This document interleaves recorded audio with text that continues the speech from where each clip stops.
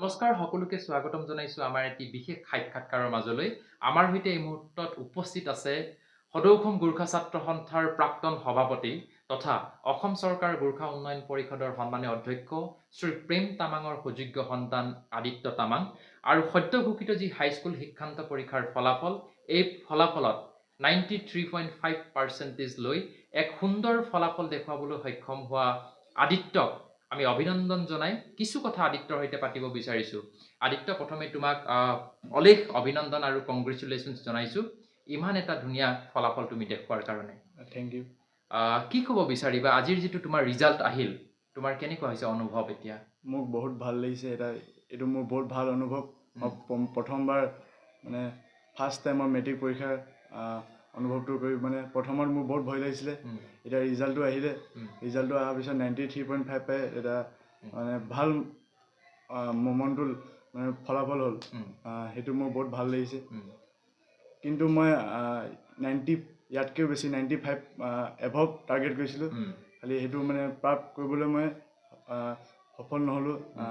সেইটো খালি মই সেইটো টাৰ্গেট লৈ পিনে মই আৰু মানে হায়াৰ ছেকেণ্ডেৰী তাতকৈ আগত কষ্ট কৰি আৰু তাৰ হাই গ'ল এচিভ কৰিম বুলি আশা কৰিছোঁ। বঢ়িয়া। তুমি 93 পোৱাৰ পাছতো তুমি যিহেতু নিজে ছেটিছফাই হোৱা নাই, 95 তোমাৰ টাৰ্গেট আছিল। এনিৱেজ, তোমাৰ যিহেতু হাই ছেকেণ্ডেৰী এক্সাম তুমি আকৌ 2 বছৰৰ পিছত দিব লাগিব, তোমাৰ সেইটো গ'লটো ফুলফিল হওক, আমি তাৰ কামনা কৰিছোঁ। এতিয়া কোৱাচোন তুমি যিহেতু 93.5 এতিয়া এচিভ কৰিলা, তুমি কেনেকৈ পঢ়া শুনা কৰিছিলা, কিমান টাইম পঢ়িছিলা, তোমাৰ ষ্টাডি টাইম টেবুলৰ বিষয়ে অকণমান দৰ্শকসকলক কৈ দিয়া। মই সদায় 10-12 ঘণ্টা পঢ়িছিলোঁ, মানে হোষ্টেলত আছিলোঁ। মই 10-12 ঘণ্টা পঢ়িছিলোঁ। সেইটো মই মাজত আমাৰ ছাৰ, টিচাৰ, ক্লাছ টিচাৰ নহ'লে ৱাৰ্ডেনসকল চবেই মোক ভালকৈ গাইড কৰিছিলে। তাৰ কাৰণে মই আজি 93.5 পাবলৈ মানে সফল হ'লোঁ। আচ্ছা, তোমাৰ টিচাৰে তোমাক খুব ধুনীয়াকৈ ছাপোৰ্ট কৰিছিল, তুমি নিজেও কৈছা 10-12 ঘণ্টা পঢ়িছিলা। এতিয়া মোক তুমি কোৱা যে অকল ছাৰ বাইদেউসকলে যে তোমাক গাইড কৰিব তেনেকুৱাও নহয়, তোমাৰ ঘৰখনৰ পৰা, তোমাৰ মা দেউতাৰ পৰা তুমি কেনেকুৱা ছাপোৰ্ট পাইছিলা পঢ়া শুনাৰ ক্ষেত্ৰত? মোৰ মা পাপা সিহঁতি বহুত হেল্প কৰিছিলে। লগতে দাদা, ডাঙৰ দাদা, সিও মোক বহুত হেল্প কৰিছিলে। সদায় মোক ছাৰৰ হোৱাটছআপৰ মানে যোনবোৰ লেজি মেম্বাৰ থাকে সিহঁতৰ সৈতে নোটছবোৰ পঠাই থাকে, important questions, previous questions paper solve কৰিবলৈ দিয়ে।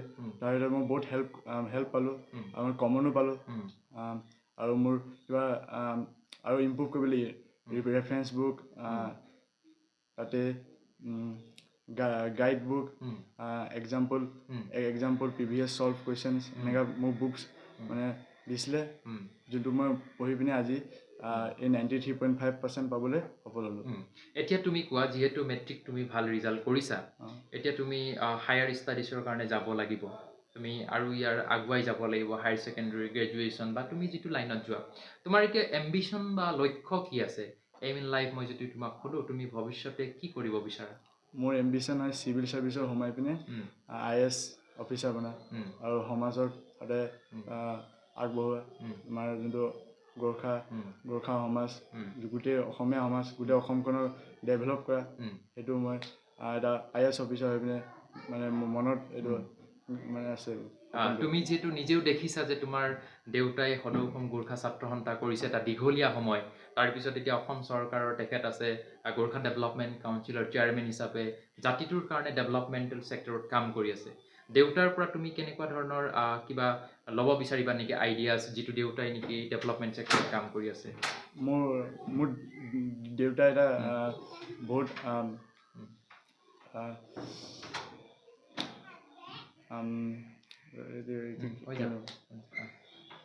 মোৰ দেউতা এটা বহুত ছাকচেছফুল মানুহে। ইহঁতে সদায় বিচাৰে কি সদায় নতুন বস্তু শিকিবলৈ, সেইটো মোক সদায় কয়।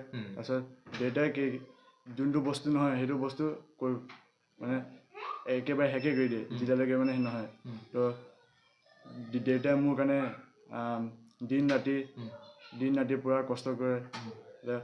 আৰু পাপাৰ যোনটো মানে জাতিটোৰ ওপৰত যোনবোৰ গুণ জাতিটো যেনেকৈ আমাৰ গোৰ্খা জাতিত যেনেকৈ সৰু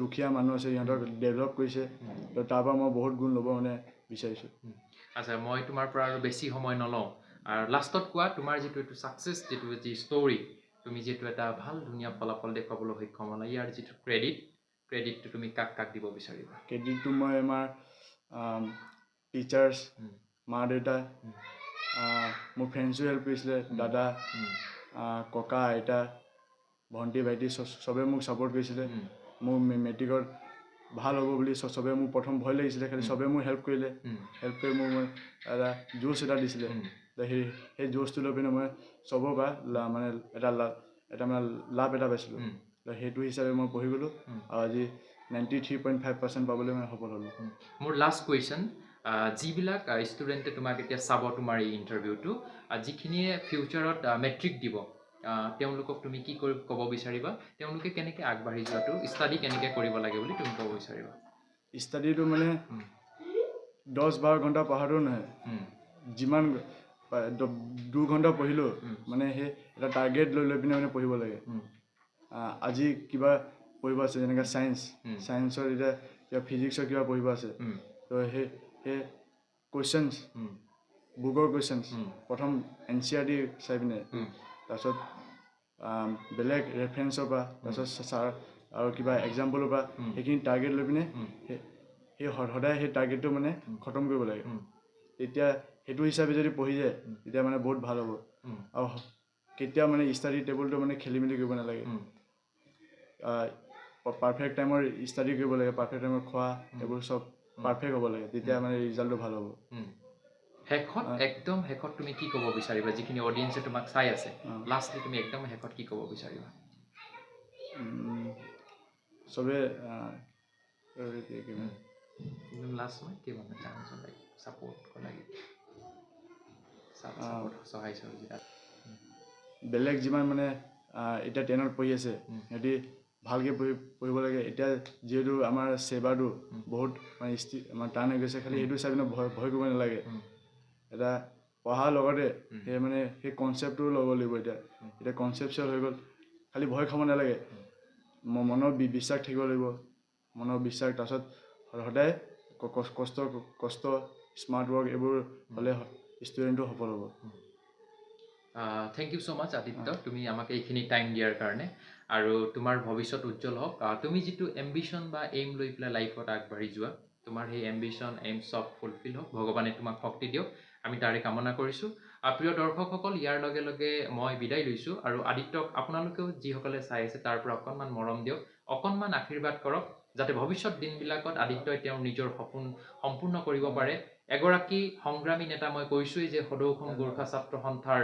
প্ৰাক্তন সভাপতি তথা বৰ্তমান সময়ত সমগ্ৰ গোৰ্খা জনগোষ্ঠীটোক প্ৰতিনিধিত্ব কৰি অসমত বসবাস কৰা থলুৱা গোৰ্খাসকলৰ যিসকল তেওঁলোকৰ হিত আৰু অধিকাৰৰ কাৰণে সংগ্ৰাম কৰি থকা এগৰাকী ব্যক্তি শ্ৰী প্ৰেম তামাং ডাঙৰীয়াৰ সুযোগ্য সন্তান আদিত্য তামাঙে ইতিমধ্যে আজি ঘোষিত হোৱা যি হাইস্কুল শিক্ষান্ত পৰীক্ষা এই শিক্ষান্ত পৰীক্ষাত তেখেতে 93.5% নম্বৰৰ সৈতে উজ্বলি উঠিবলৈ সক্ষম হৈছে আমি আদিত্যক পুনৰবাৰ অভিনন্দন জনাই আমাৰ অনুষ্ঠানটোৰ পৰা বিদায় লৈছোঁ ধন্যবাদ